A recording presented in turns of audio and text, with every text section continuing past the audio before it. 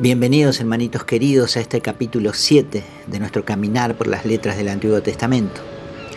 Hasta aquí vimos la vida de los tres patriarcas de la historia sagrada: Abraham, Isaac y Jacob. Vimos cómo Dios saca a Abraham de su país natal para establecerlo en otro lugar y hacer con él una alianza y darle una promesa.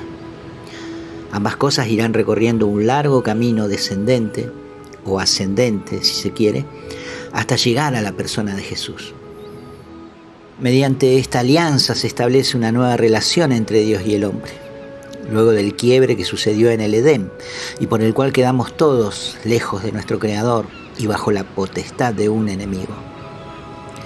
El linaje del que Dios habla en el Edén, que pisaría la cabeza de la serpiente, es justamente este, pero aún falta mucha historia y tiempo por recorrer.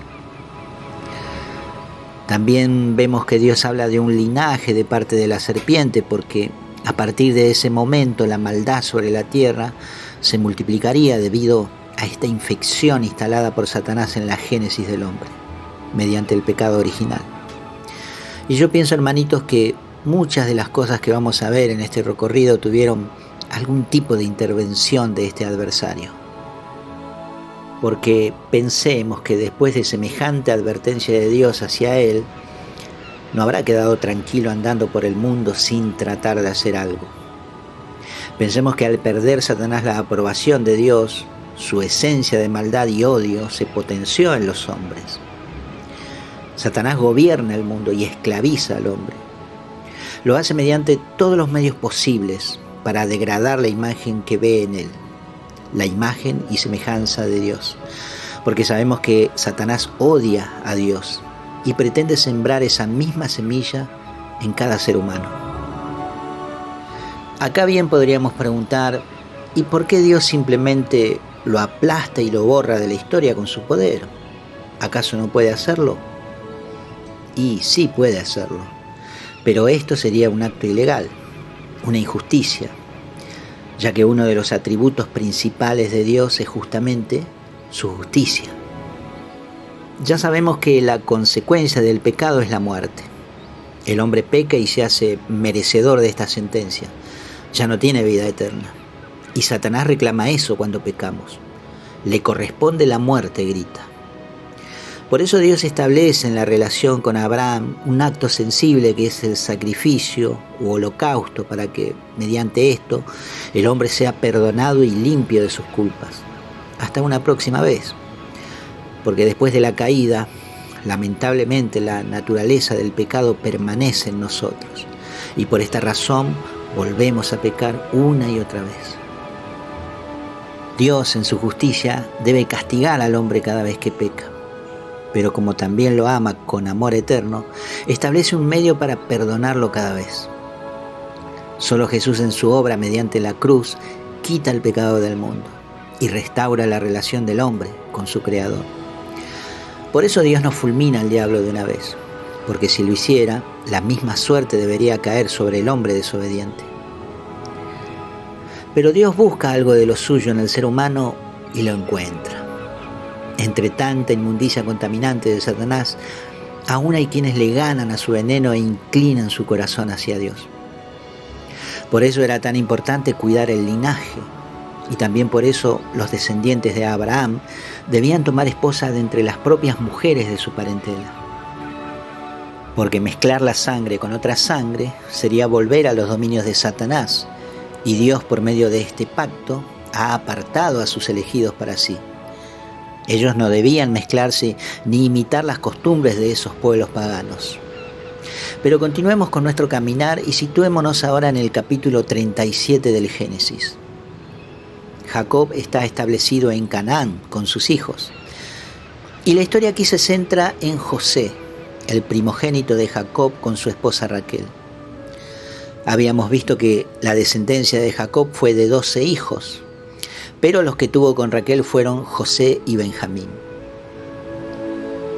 La Escritura nos dice que José tiene aquí 17 años y es pastor de ovejas, tarea que realiza junto a sus hermanos, los hijos de Bilhá y Silpá. El versículo 3 ya nos describe a Jacob bajo el nombre de Israel, y también nos dice que él amaba más a José que a sus otros hijos, por ser el hijo de su vejez. Pero como los hermanos de José se dieron cuenta de esto, lo odiaban a tal punto que ni siquiera lo saludaban. Más viendo que Jacob le había hecho a José una túnica de manga larga, muy hermosa, y estos muchachos, en fin, al parecer no tenían buena fama en el barrio. Acá vemos que los hijos de las criadas llevaban en la carne la maldad muy latente. Pero ¿qué pasaba con José? Bueno, José soñaba cosas, y por esto sus hermanos le decían burlonamente el soñador. Sepan que era creencia ya en esos tiempos que Dios hablaba a algunas personas mediante los sueños. A José, esposo de María, por ejemplo, el ángel del Señor, le habla en sueño 2 veces. Pero volviendo a este José, el hijo de Jacob, no tuvo mejor idea de contarle a sus hermanos los sueños que tenía. Oigan el sueño que tuve, les dice, y les cuenta lo siguiente. Versículo 7 en adelante. He soñado que nosotros estábamos atando gavillas en el campo, y he aquí que mi gavilla se levantaba y se mantenía derecha, mientras que las de ustedes le hacían rueda y se inclinaban hacia la mía. Sus hermanos le dijeron, ¿qué quiere decir ese sueño? ¿Acaso vas a reinar sobre nosotros o vas a tenernos dominados? Y acumularon todavía más odio contra él, por causa de sus sueños y de sus palabras. Volvió José a tener otro sueño y volvió a contárselo a sus hermanos. Les dijo, tuve otro sueño. Resulta que el sol, la luna y 11 estrellas se inclinaban ante mí. Se lo contó también a su padre Jacob y a sus hermanos, y su padre le reprendió y le dijo, ¿qué sueño es ese que tuviste? ¿Es que acaso yo, tu madre y tus hermanos vamos a venir a inclinarnos ante ti hasta el suelo? Sus hermanos le tenían envidia, mientras que su padre reflexionaba. Pasado esto, el texto nos cuenta que los hermanos de José salieron a llevar el rebaño de su padre a pastar, y para esto llegaban a viajar a veces largas distancias, ya que debían buscar buenos pastizales y sitios donde hubiera agua fresca. Entonces Jacob manda a José a que vaya a encontrarlos y vea cómo están, y les traiga noticias de ellos. José va y haciendo un importante trayecto los encuentra recién en los campos de Dotán.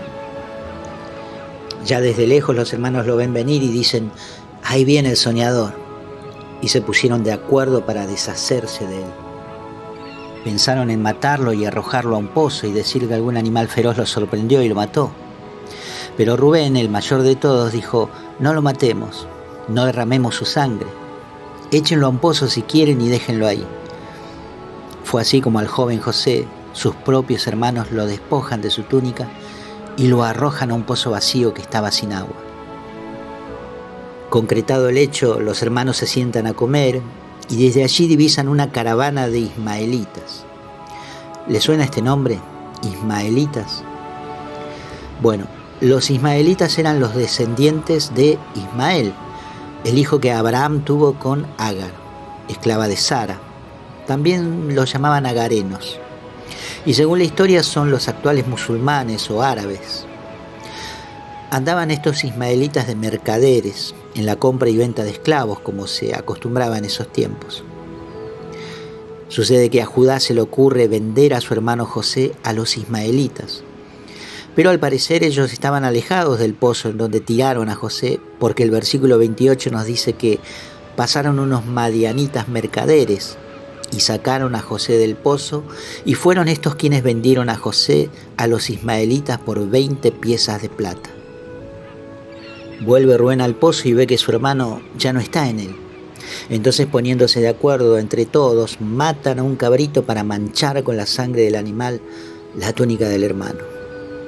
Le mandan a Jacob la túnica de José, manchada con sangre, y este piensa que su hijo fue devorado por un animal feroz, y hace duelo, y llora desconsoladamente por él. La Escritura nos dice que ni sus hijos ni sus hijas podían consolar a Jacob de su dolor. Mientras tanto, los madianitas, llegados a Egipto, venden a José como esclavo al eunuco del faraón y jefe de los guardias, un hombre llamado Potifar. Verán qué problemas no le faltan a esta familia. Y bien, hermanitos míos, Es muy importante comprender en este punto que estar bajo la dirección de Dios muchas veces no significará siempre andar en victoria. Esto es algo que he aprendido con dolorosa experiencia. La fe debe ser probada. Y este mensaje es especialmente para quienes han conocido al Señor hace muy poco tiempo y están viviendo lo que en la iglesia se llama el primer amor, que no es otra cosa que el primer efecto del amor que se manifiesta en sensaciones de alegría y gozo en el creyente. Es la alegría del que se siente libre de la esclavitud y su alma tiene deseos de cantar y alabar. Es una etapa maravillosa. A ustedes, San Pedro escribió en su primera carta, capítulo 1, versículos 6 y 7, por lo cual ustedes rebosan de alegría, aunque sea preciso que todavía por algún tiempo sean afligidos con diversas pruebas, a fin de que la calidad probada de vuestra fe, más preciosa que el oro perecedero que es probado por el fuego, se convierta en motivo de alabanza, de gloria y de honor en la revelación de Jesucristo. Deben saber, hermanitos míos, que vuestra fe será probada, no una vez, sino muchas veces. Y esto sucederá mediante pruebas dolorosas, muchas de ellas. Es la única manera de que la fe vaya haciéndose firme en nosotros. Por eso el apóstol compara esto con el oro, que es pasado por el fuego.